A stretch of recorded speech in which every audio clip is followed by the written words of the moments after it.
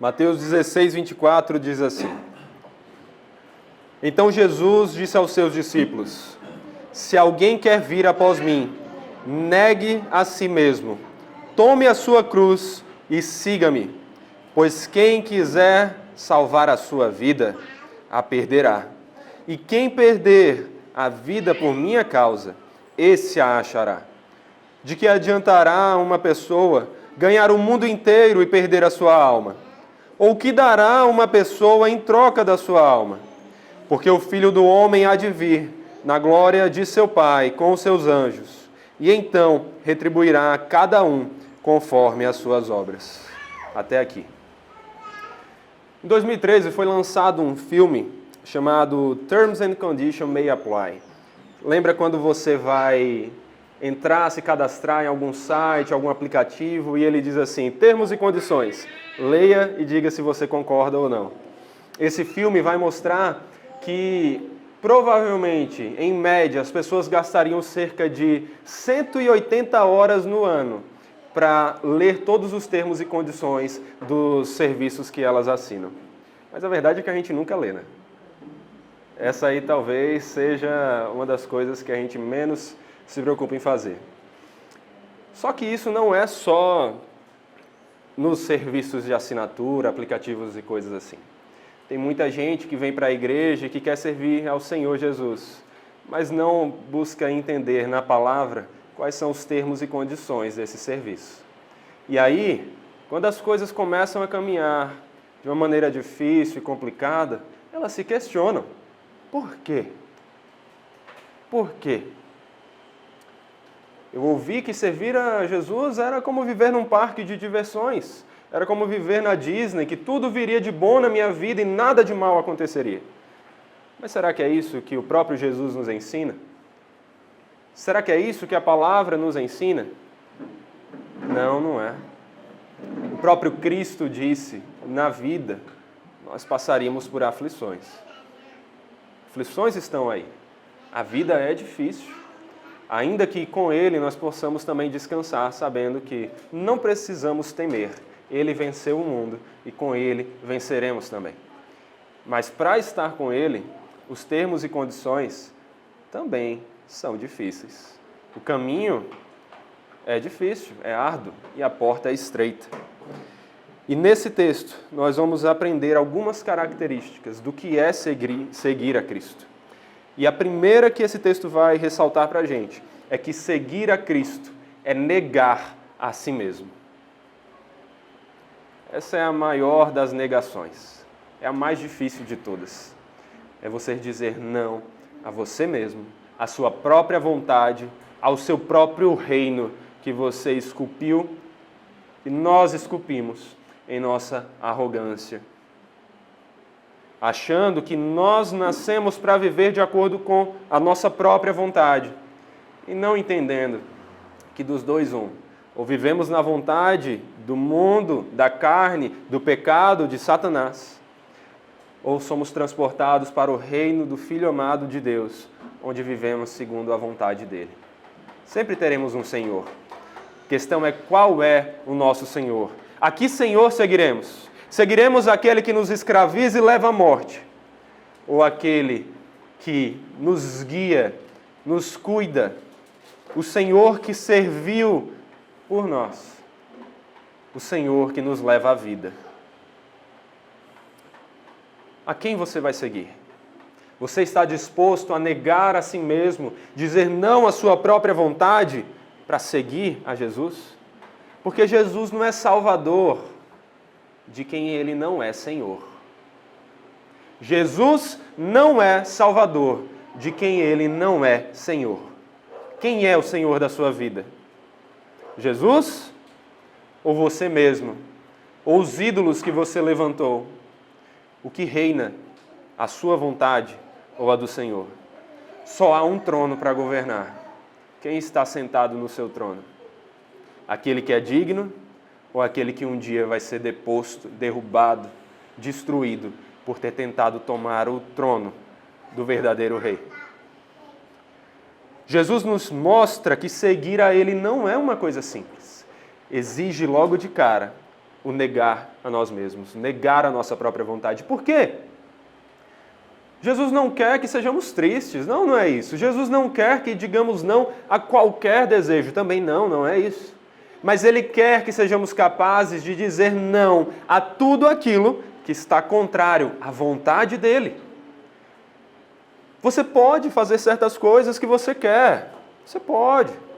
Mas se essas coisas são contrárias à vontade de Jesus, à vontade do único Senhor digno de reinar, você não entendeu o Evangelho, você não foi salvo, porque Jesus não é Salvador de quem Ele não é Senhor. Você já negou a si mesmo? Você já disse não à sua própria vontade? Ou você continua achando que o Evangelho é esse parque de diversões? Sim, o Evangelho traz a maior das alegrias. A alegria de encontrar a satisfação verdadeira no Senhor Jesus. Mas essa alegria, enquanto estamos deste lado da eternidade, ela é custosa também. Ela traz esforço.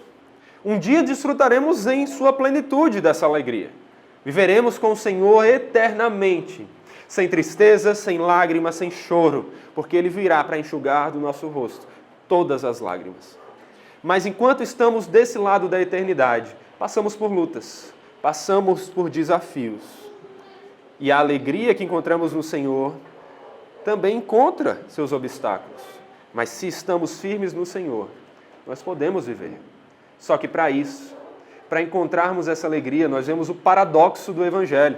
Aquilo que parece contraditório, mas que na verdade é o que realmente é o que funciona. O paradoxo do Evangelho é que para que você satisfaça a sua vontade de verdade, como você sempre quis, você tem que negar a sua vontade para fazer a vontade daquele que sabe qual é a melhor vontade para a sua vida. Jesus não lhe chamou para sentar num trono. Jesus lhe chamou para viver de acordo com a vontade dele. Jesus chamou você para negar todas as suas vontades que são contrárias a dele. Talvez você se questione, mas onde na Bíblia fala isso? Além desse texto, que é tão claro, nós temos mais passagens também. Romanos 12, 1, um texto que já pregamos aqui, inclusive, diz assim: portanto, irmãos, pelas misericórdias de Deus. Quando você lê o contexto, nunca esqueçam do contexto quando estiverem lendo a Escritura. Você vai notar que essas misericórdias que Paulo está falando aqui se referem ao Evangelho. Se referem tanto à graça, ao favor imerecido que recebemos da salvação, como também à misericórdia. O ato de não nos dar aquilo de ruim que merecíamos, o salário do pecado, a morte. Essas misericórdias, então, resumem o Evangelho. Então, o que Paulo está dizendo é: portanto, irmãos, por causa das bênçãos do Evangelho de Deus, em resposta a elas, eu peço que ofereçam o seu corpo como sacrifício vivo, santo e agradável a Deus. Este é o culto racional de vocês. Jesus, Paulo, a Escritura, o nosso Deus, nos chamam a negar a nós mesmos e apresentar a nossa própria vontade como um sacrifício diante dele. Às vezes a gente quer sacrificar um bocado de coisa, né? Houve época em que aquela história de mensagem subliminar tinha bombado. Quem tem um pouco mais de idade aqui vai lembrar disso. E o que tinha de coisa sendo queimada e sacrifício ao Senhor: Senhor, eu estou aqui jogando fora todos os meus pecados, todos aqueles supostos prazeres da minha carne, tudo aqui é sacrificado, eu não quero nada disso. Mas isso é muito fácil. Difícil é você sacrificar e entregar como um sacrifício vivo, santo e agradável ao Senhor a sua própria vontade, o seu eu, e deixar que Ele reine sobre sua vida. 2 Coríntios, capítulo 5, versículo 15, também diz: e Ele morreu por todos, não para que cada um faça o que quer, não para que cada um viva numa prosperidade infinita, conforme esses pregadores de televisão, não para que não haja nenhum problema na sua vida, mas Ele morreu por todos, para que os que vivem não vivam mais para si mesmos, mas para aquele que por eles morreu e ressuscitou. Consegue perceber a magnitude, a importância, os termos e condições que estão relacionados a aceitar esse versículo aqui? A entender o Evangelho? Ele morreu por aqueles que não devem mais viver para si mesmos, mas para aquele que por eles morreu e ressuscitou.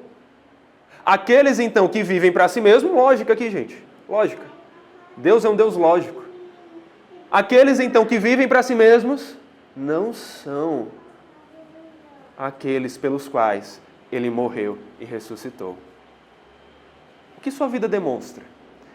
Você tem vivido para Deus ou para você? Porque se você tem vivido para você, ao que tudo indica, você não é um daqueles pelos quais Cristo morreu e ressuscitou. Mas também não se desespere. Por um lado, sim. Só que você tem uma saída. Clame ao Senhor por misericórdia. Clame ao Senhor. Se você tem vivido para você, se arrependa agora do seu pecado. Diga não para a sua vontade. E diga, Senhor, me perdoe. Eu tentei assumir um lugar que não cabia a mim. Venha governar sobre a minha vida. Não só da boca para fora peça isso, mas peça de verdade. Que com as suas ações, hoje e sempre, demonstre que o Senhor é o único que é digno de governar sobre você. Que é a vontade dEle que reina sobre você. Viva de acordo com Ele e morra de acordo com a vontade dEle também. Romanos 14, do 7 ao 8 diz: porque nenhum de nós vive para si mesmo, nem morre para si. Porque se vivemos, para o Senhor que vivemos. Se morremos, é para o Senhor que morremos. Quer pois vivamos ou morramos, somos do Senhor. Paulo está falando aqui com os cristãos de Roma. Paulo está falando aqui com cristãos de maneira geral. Você é um cristão? Você é um seguidor de Cristo? Porque se você é, isso aqui é o que caracteriza a sua vida. Isso é o que deve caracterizar a sua vida. Viva para Cristo e morra para Cristo. Não viva para si mesmo e não morra sozinho. Viva para o Senhor. Negue-se a si mesmo. Negue-se a si mesmo. Viver para Cristo não é fácil, mas traz o maior dos bens. Mas viver para Cristo não é fácil. Um dia, conforme Mateus 18, do 19 ao 20, um escriba chegou para Jesus e disse: Mestre, eu vou segui-lo para onde quer que o Senhor for. Quantas vezes a gente vê isso nas igrejas? Naquelas então que ficam clamando para as pessoas aceitarem o coitadinho de Jesus, levantando a mão e indo lá na frente. É o que a gente mais vê. Mestre, estou aqui, eu vou segui-lo. Vou seguir. Mas as pessoas não entenderam os termos e condições. Jesus respondeu: as raposas têm as suas tocas, e as aves do céu têm os seus ninhos, mas o Filho do Homem não tem onde reclinar a cabeça. Em um primeiro momento, é claro, Jesus estava falando diretamente para aquele homem, nas circunstâncias dele, o que significava seguir a ele naquela época, como o Cristo que estava encarnado entre nós. Mas isso, conforme o ensino das Escrituras, reverbera para nós também. O que Jesus nos diz aqui é: você acha que seguir a Jesus é algo fácil? Não, não é. É um sacrifício. É abrir mão do seu conforto. E aí? Você está disposto a negar o seu próprio conforto? Ou quando você está numa igreja que está começando e o ventilador não dá conta, isso já parece ser um sacrifício muito grande. Cristo morreu para salvar o seu povo. Você faz parte desse povo? Então não tem sacrifício grande o suficiente que você possa fazer. Até que a última gota do seu sangue escorra para o Senhor. Até que o seu último suspiro seja dado para o Senhor, você ainda precisa se dedicar mais, negar a si mesmo e viver para a glória de Deus. Aquele que negar a Cristo, ele também o negará diante de Deus. Aquele que negar a Cristo por amor, mesmo a coisas boas, como família, também não é digno do Senhor. Eu não estou inventando isso. É o que o próprio Jesus falou. Às vezes as pessoas falam, não, esse Jesus que os cristãos pregam eu não acredito, porque Jesus era alguém de amor. Mas isso só demonstra que eles não leram as Escrituras para perceber como era esse amor de Cristo. E como custava também esse amor. Jesus disse, Mateus 10, versículo 34, não pensem que vim trazer a paz à terra. Não vim trazer paz, mas espada. Pois vim causar divisão entre o homem e o seu pai, entre a filha e sua mãe, entre a nora e a sua sogra. Assim os inimigos de uma pessoa serão os da sua própria casa. Quem ama o seu pai ou a sua mãe mais do que a mim, não é digno de mim. Quem ama o seu filho ou a sua filha mais do que a mim, não é digno de mim. Quem não toma a sua cruz e vem após mim, não é digno de mim. Esse é o Evangelho. Quem você tem amado mais? Olha o que Jesus falou. A gente tem crianças entre nós. Quão difícil é dizer não a uma criança, negar uma criança. Imagine você estar disposto a amar muito mais a Deus do que a seu filho, do que a seu esposo, esposa, seu pai ou sua mãe. É isso que Jesus quer, porque só Ele é digno de toda a sua vida e de toda a sua dedicação. Filhos crescem, se vão. Pais e mães perecem. O único que é o eterno e que não nos deixa, se nós o temos como Senhor, é o Senhor Jesus. Todo o resto é passageiro. Quem você tem amado mais? Você está disposto a negar a si mesmo e não levantar para si nenhum ídolo, ninguém que você ame mais, nem mesmo o seu próprio filho? Esse é o Evangelho. Negue-se a si mesmo e viva para aquele que não negou nem mesmo a própria vida por amor a você. Mas seguir a Cristo não é só negar a si mesmo. Mais uma vez vemos o paradoxo, porque seguir a Cristo é morrer para viver. Seguir a Jesus é tome a sua cruz e siga-me. Pois quem quiser salvar a sua vida, a perderá. E quem perder a vida por minha causa, esse a achará. A cruz hoje em dia virou um símbolo bonitinho, que nós colocamos pendurado no carro, nós colocamos nos cordões como se fosse algum enfeite, nós colocamos na nossa casa e ela virou um símbolo bonito. Realmente, até faz sentido ela ter virado pela obra que foi feita na cruz. Porém, a cruz não era assim quando Jesus veio entre nós. A cruz era um símbolo de maldição e a cruz era um símbolo de morte. Quando Jesus diz para você que viver para Ele, seguir a Ele, é carregar a sua própria cruz, você tem que lembrar o que significa carregar a própria cruz. Carregar a própria cruz, como Jesus está falando, não é pendurá-la num cordão, num colar. Carregar a própria cruz, lembre, pense, imagine a imagem do que acontecia naquela época.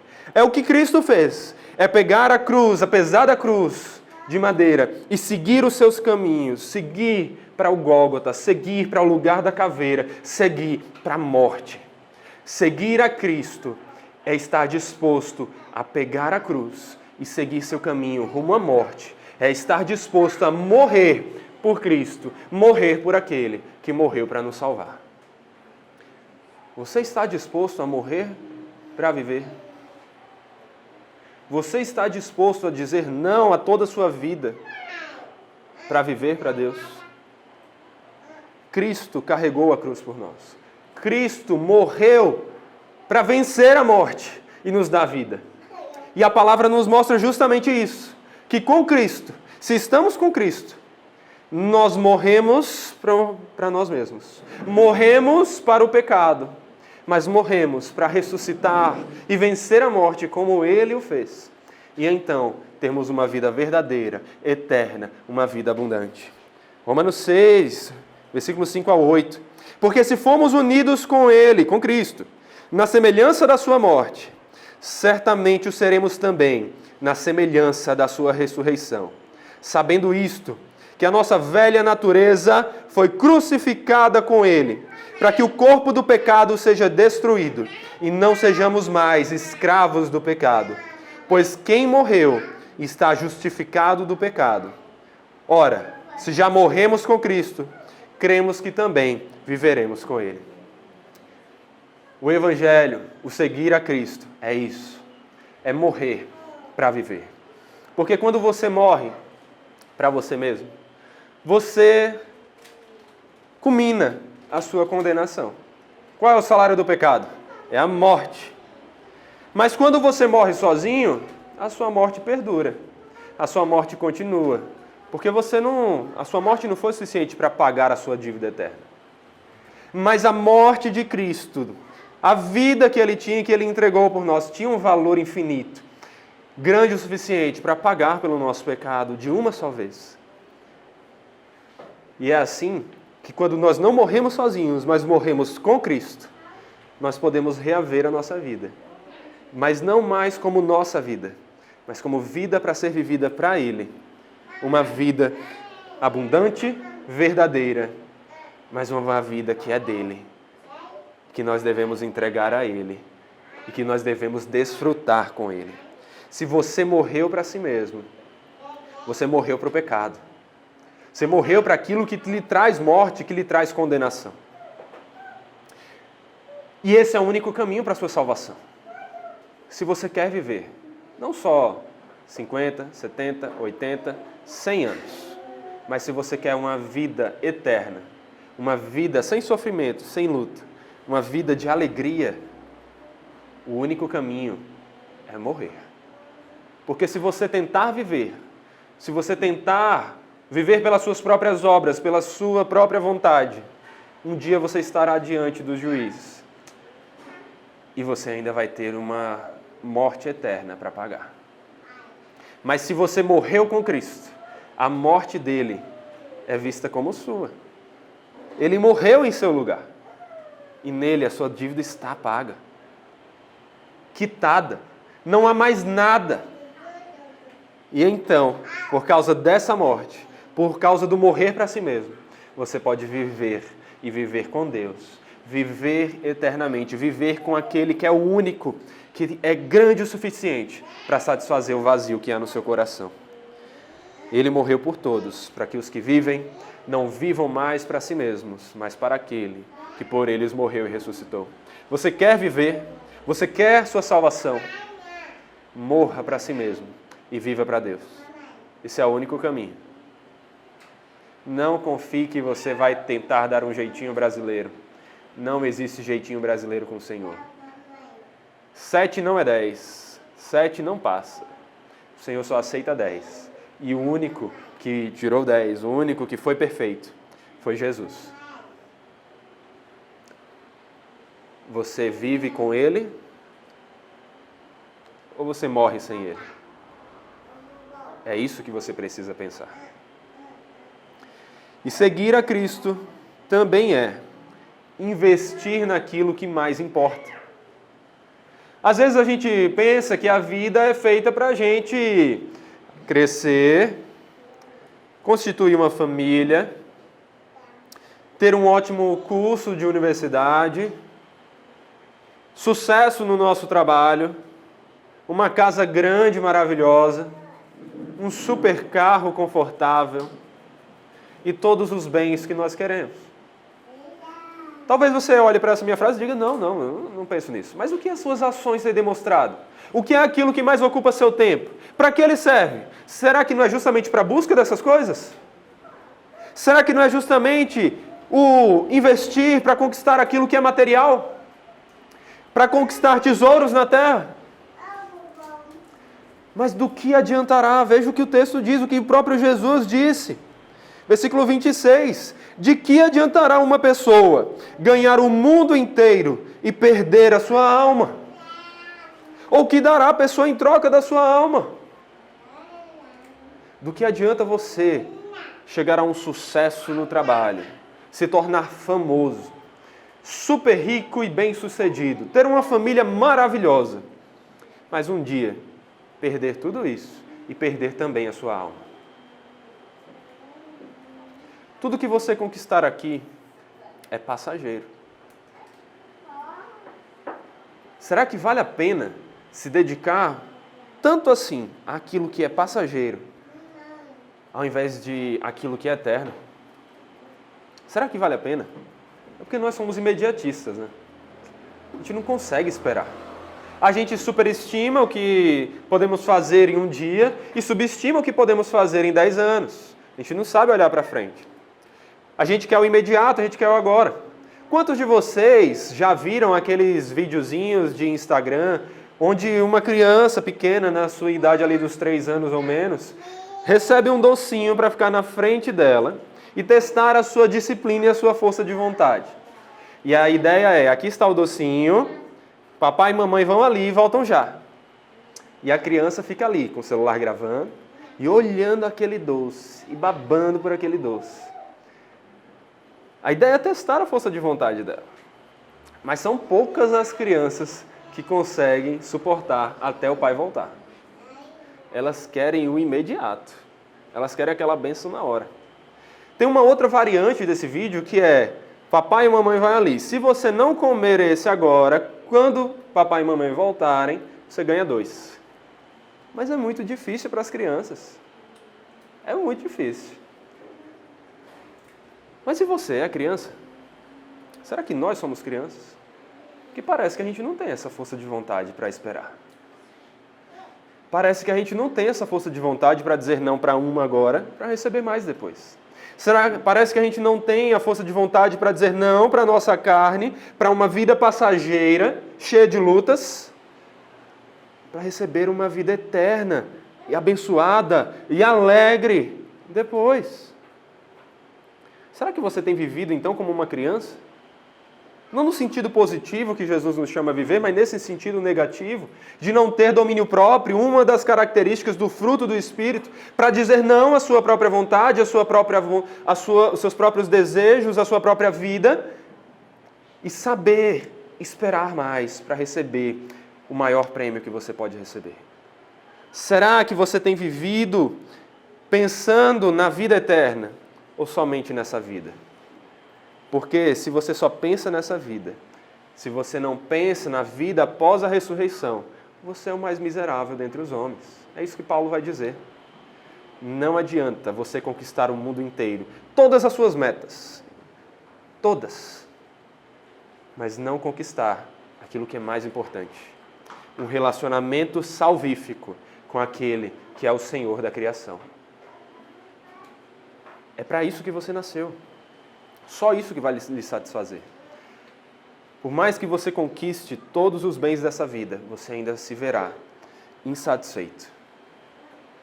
E perceberá também que desperdiçou a vida, se dedicando, correndo aquilo que era vão, correndo atrás do vento. É o que Salomão falou. Salomão conquistou reinos. Salomão tinha riquezas, tinha 1000 mulheres, tinha tudo. Homem sábio, inteligente, saudável, tudo.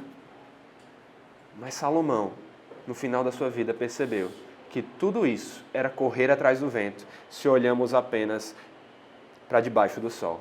Se não conseguimos ver acima do sol, para aquele que está acima do sol, para o Criador, e não olhamos somente para a criação.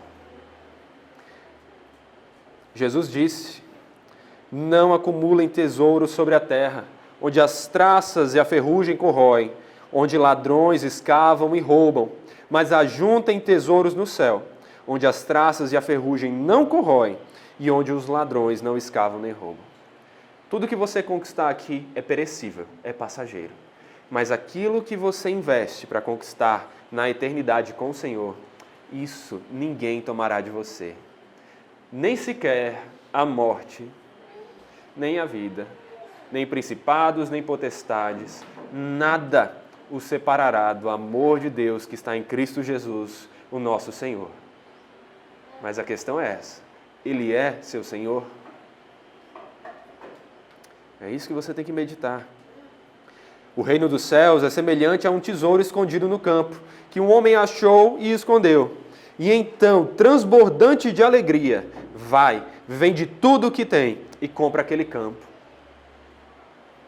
O reino dos céus, o Evangelho, Cristo é um bem tão grande, tão valioso, que quando nós realmente o encontramos, o reconhecemos, nós percebemos que todo o resto é sem valor, é insignificante. Nós facilmente negamos a todo o resto para dizer sim a Ele. Paulo falou uma linguagem que hoje a gente tem todo o cuidado de falar, não pode, mas Paulo falou que considerava todo o resto como esterco diante do valor de Cristo. Nada, o melhor dos bens, era uma porcaria, era algo sem valor diante de Cristo. O seu maior sonho, a sua maior meta, sem Cristo, é nada. É nada. Porque o reino dos céus é o maior tesouro que você pode ter. E se você o encontrou de verdade, se agarre a Ele e se dedique para proteger Ele e invista nele, porque é isso que vai trazer a alegria eterna que você tanto busca. Agora, como é que você faz isso? Vamos sair do abstrato. Como é que você faz isso? Como é que você investe mais no que é eterno do que no que é passageiro? Usando, não seu dinheiro. Seu dinheiro também entra, mas não é o principal. Mas usando o maior recurso que Deus lhe deu, o tempo. Como você tem investido o seu tempo? Será que é com horas de televisão, videogame,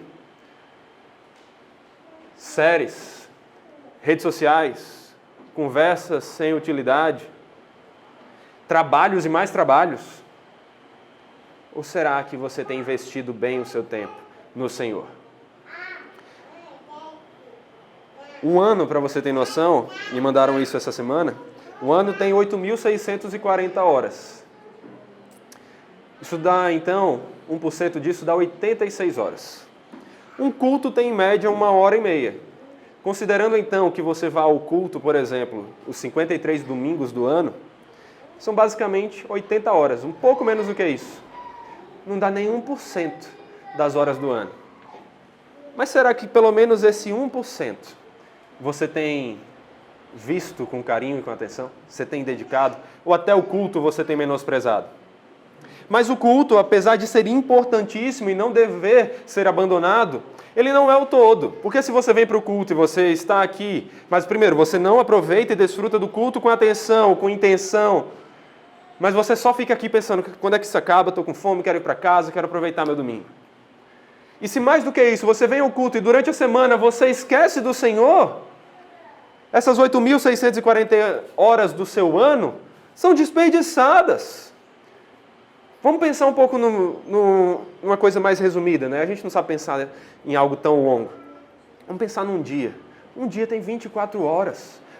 Quantas dessas horas você dedica ao Senhor? Quanto desse tempo é dedicado para você meditar na palavra, para você orar, para você louvar ao Senhor, para você fazer a vontade do Senhor, servir ao próximo?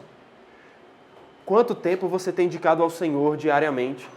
Porque se você dedicar todo o seu tempo para 1001 coisas, mas esquecer do Senhor, não adianta você vir para a igreja e cantar dizendo que ama a Deus acima de tudo e todos. No final, você está mostrando para Ele que você só quer investir no que é passageiro. Você está sendo um mau investidor. Você está investindo em ações que não têm peso, que elas caem. Elas podem até parecer altas agora, mas elas vão despencar de uma vez.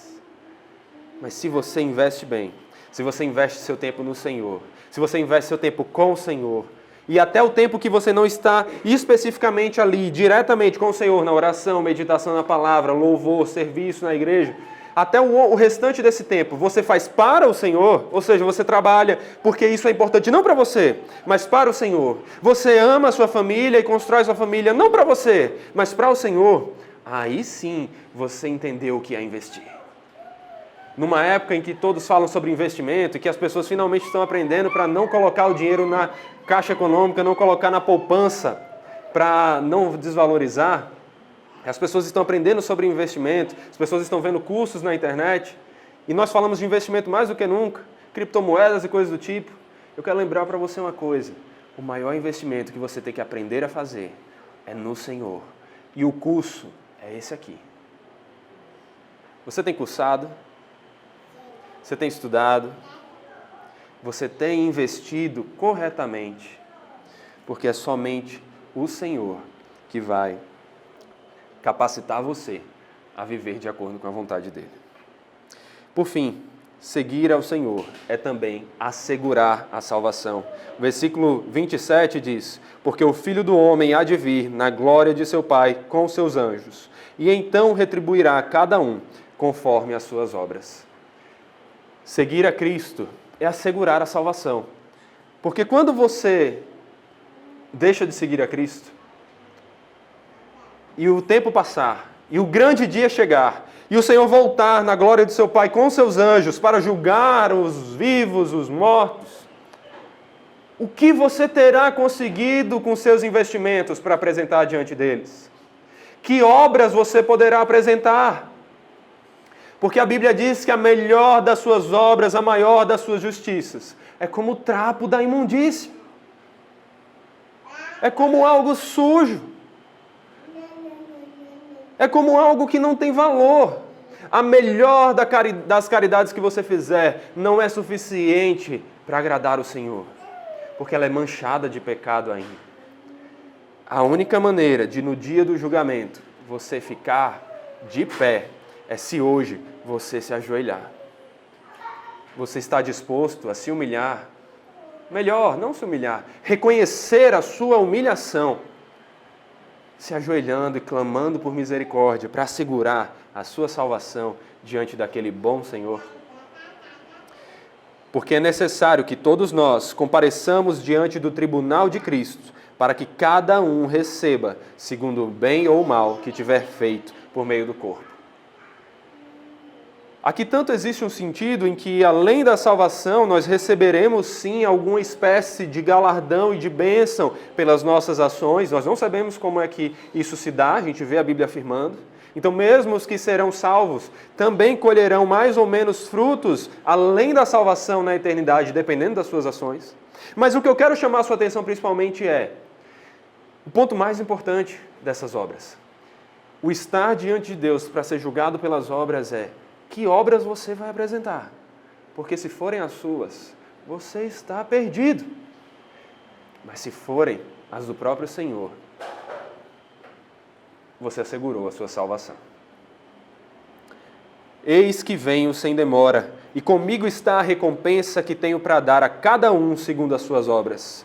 Eu sou o Alfa e o Ômega, o primeiro e o último, o princípio e o fim. Bem-aventurados aqueles que lavam suas vestes, para que tenham direito à árvore da vida e entrem na cidade pelos portões. Fora ficam os cães, os feiticeiros, os impuros, os assassinos, os idólatras e todo aquele que ama e pratica a mentira. Ele vem sem demora. Ele diz que ele vem como um ladrão, quando você menos espera. Por isso que você tem que estar alerta, vigiando, pronto. Você está pronto para o dia do julgamento? Você já garantiu que tem obras santas para apresentar ao invés das suas manchadas pelo pecado? Porque a coisa mais importante que você tem para fazer em toda a sua vida é assegurar esse relacionamento com esse Salvador. E como você faz isso? Quem nele crê não é condenado. Mas o que não crê já está condenado, porque não crê no nome do unigênito Filho de Deus. Você crê no Evangelho?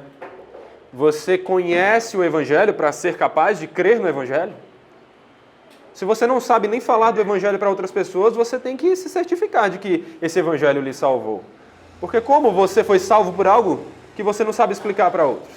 Como você encontrou a receita do antídoto para a sua doença, mas você não é capaz de anunciá-la para outros? Mas se você crê, descanse. Siga o Senhor diante das lutas, diante dos vales profundos e escuros, mas descanse, sabendo que mesmo no vale das trevas e da morte, o Senhor está contigo e Ele te dará a vitória no grande dia. Creia nesse Evangelho, siga o Senhor desse Evangelho, porque por mais que sim exija um sacrifício, todo sacrifício que você fizer é pequeno demais diante da bênção que você vai poder colher no grande dia. Seja praticante da palavra, não somente ouvinte, enganando a você mesmo. Se certifique de que você entendeu o que é o Evangelho, o que é seguir a Cristo, que você leu os termos e condições e assinou confiante de que aquilo vale a pena, que você entendeu que seguir a Cristo é negar a si mesmo, morrer para viver, investir naquilo que realmente importa e assegurar a sua salvação. Que o Senhor lhe capacite a fazer tudo isso e que nele você siga firme, lembrando que aqueles que perseveram um dia receberão a coroa. Mas lembrando também que você não precisa se desesperar pensando nas suas próprias capacidades de fazer isso, porque é o próprio Deus quem opera em nós o querer e o realizar. É o próprio Deus aquele que começou a boa obra em nós, que há de completá-la até o dia de Cristo Jesus, o nosso Senhor. E você vai perseverar com a mão firme nas do Senhor, porque a mão forte dele não soltará a sua. Oremos. Senhor Deus Todo-Poderoso, tem misericórdia de nós. Que o Teu Evangelho transborde no nosso coração. Que nós reconheçamos a futilidade da vida sem o Senhor e do maior dos bens e das conquistas sem o Senhor.